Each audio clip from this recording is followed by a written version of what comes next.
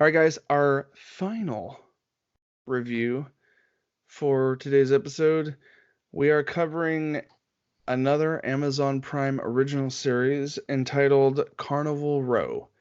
It's its first season original run here. It's an 8 episode series, averaging on the short end 50 minutes to on the long end, with the finale being an hour and 7 minutes long. A lot of the episodes range 50 minutes to an hour.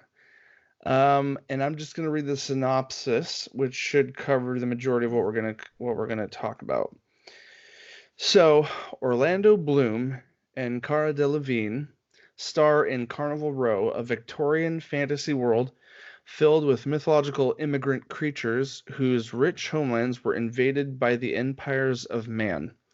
This growing immigrant population struggles to coexist with humans in the grimiest section of the city, forbidden to live, love, or fly with freedom. But even in darkness, hope lives as a human detective, Rycroft Philostrate, and a refugee faerie named Vignette Stonemoss rekindle a dangerous affair despite an increasingly intolerant society. Vignette harbors a secret that endangers Philo's standing during his most important case yet, a string of gruesome murders threatening the uneasy peace of the Row. As Philo investigates, he reveals a monster no one could imagine. Was that theatrical enough? Did I read that okay? Anyway, so yes, Lynn. I said I can dig it. Nice, nice. So I have myself only made it through 4 episodes, so I'll give off my thoughts of how things are going, and I know you finished it, Nick, so you'll be able to keep things more spoiler free than I will because I don't have the option. So this is a incredibly detailed fantasy world that, truthfully, Nick, you can correct me if I'm wrong in this assumption, but I had assumed this had to have been based off a book or novel series, but I couldn't discover anything, and this seems to be a completely original creation. Now, I did read a little backstory that who was the original creator or writer for it? The writer creator originally wrote this series as a single standalone film, and it never got picked up, so he shelved it for several years. And then he got the opportunity, but the crazy thing is he said in an interview he wrote so much backstory for it as just being a movie that it should have been a series back when he first started writing it. And then he revisited it after being given an opportunity to do so and went ahead and fleshed it out. And you can tell that this is a like fully realized world, and it's crazy to think that this could have just been a standalone movie. Are you pulling up anything, Nick? Are you Yeah, finding anything? it was originally written by the Pacific Rim scriptwriter Travis Beacham when he was still in school in North Carolina 17 years ago. He drew everything into it from Celtic mythology to Jack the Ripper. So. Yeah, nice. Thanks for that. Yeah, guys. So, so this guy created it's kind of like a modern day Tolkien almost, with just the way they talk, like in the scripts and the words, dude. It sounds like they legitimately come from this time period, like this fantasy based setting, and it's almost like kind of old English in a sense. It's very much like from another land. But I will say this though, production value massive. Amazon definitely dumped a good amount of money on it.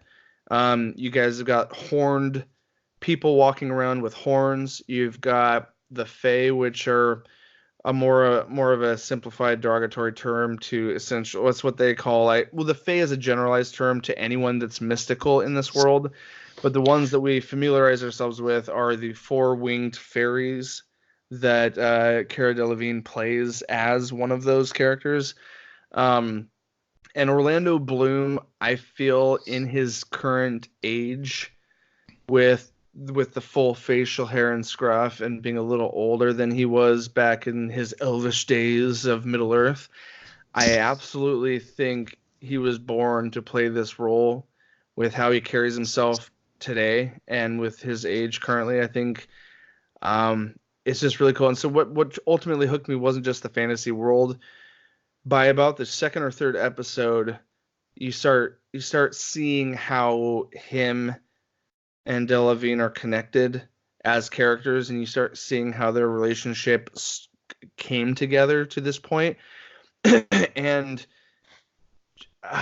I'm immediately gripped by Orlando Bloom's performance, and I think Delevingne accents his performance quite well, only 4 episodes in, and I'm really excited to see this creature in the deep, this mystery that's going on. And I've seen screenshots. I'm like, there's some revealing. I want to wait and see it unfold.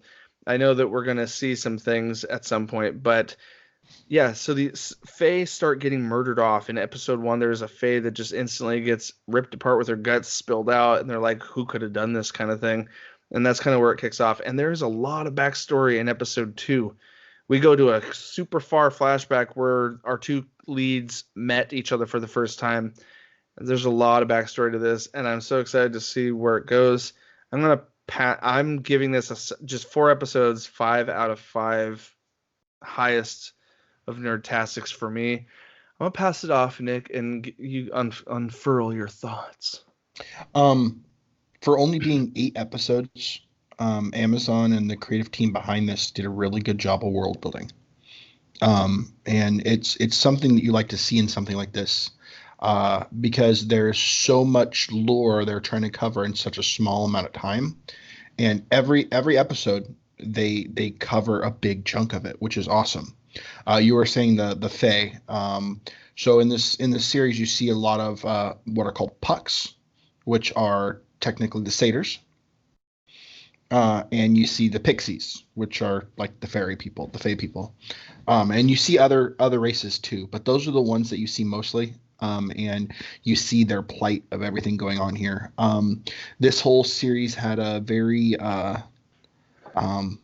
pre-revolutionary New York feel, because all these what they call critches. The critches are It's a derogatory term, right? Yeah, it's the derogatory term for all the fae creatures, the people, the creatures. The non-humans, anyone that's not a human it's definitely an immigrant story, the way this starts. Yeah, and most of them are put into indentured servitude for rich families and stuff, and whorehouses even when they can't work for someone else. Which is very reminiscent of pre-revolutionary times here in America. Indentured servitude, people trying to get their ride here to get away from whatever they want from the old world to the new world. And it has that feel across the whole thing. And you have some political intrigue. You have the whodunit intrigue of like the kind of the murder mystery. There's definitely a lot of drama behind all of it, between different relationships built, different things happening.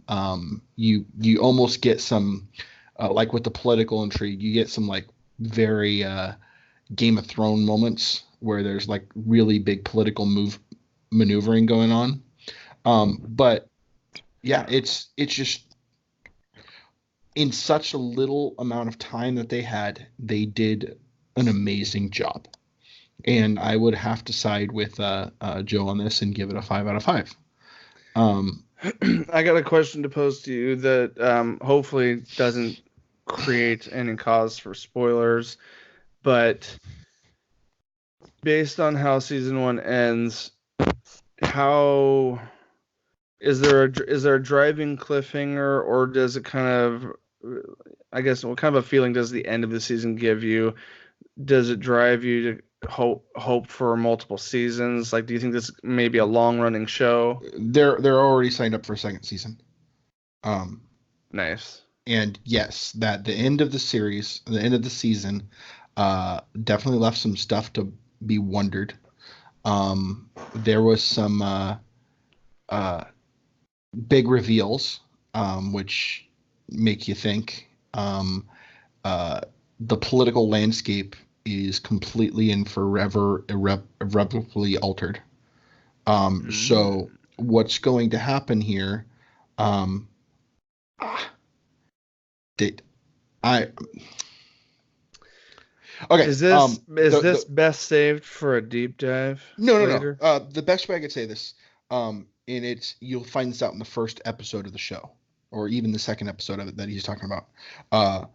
That there was two warring factions fighting in the land. Human factions, right? Yeah, human factions. Mm-hmm. There were the people from the Burg, and then there was what's called the Pact. And obviously the Pact won, and they've been running hellfire and brimstone down on the Fae and completely running them out of their homelands. So and then they came here to get freedom and get away from all this. And throughout this whole thing, you see the mistreatment of all these people and them getting tired of it. So I'm hoping we're going to get like almost like a Civil War thing going on in season 2, which would be kind of cool. Yeah, dude. I don't want to ruin it for our listeners or myself. So I look forward to seeing where our two lead characters go personally and in the greater scheme of things. And yeah, I gotta jump back in. I only have 4 episodes to watch to finish it off. So the best way I could describe how the Critch or the Fae are treated in this are very reminiscent of how the Irish were treated in New York when they first came to America. Yeah, because in Carnival Row, the Fae came from like good lives and like beautiful lands, and they're always being mistreated because the industry said, oh, they never advanced, they never technologically grew to where we are, and a lot of that's because they enjoyed the simpler life. They lived on the land and they built great things. And there's definitely this really cool library in episode 2 where you see the scope of like their history and backstory. But there's just 2 different world perspectives is what this show comes down to. It's just the industrial age kicking off with humans, and then the Fae just being mistreated because they don't see eye to eye with the way they want to live versus the way the Fae used to live before being chased out of their homeland. One of the things I can recommend for anybody watching it, including you, Joe, because you're trying to get back into it, pay attention to everything. There are things that happen in the first episode, things that are said in the first episode that you have to piece together from every episode to finally realize what's happening at the end. Mm-hmm. So pay attention. It's a very cerebral. I will throw this out there, just a cautionary. I should have thrown this up front, but this show is very adult. Should have put this up at the front of the whole thing. I forgot to mention this, but guys, there are fairies having sex while flying in the air. There's nudity. There is gore. In the opening sequence, we see fairies fleeing from their homeland and just being taken down by gunfire.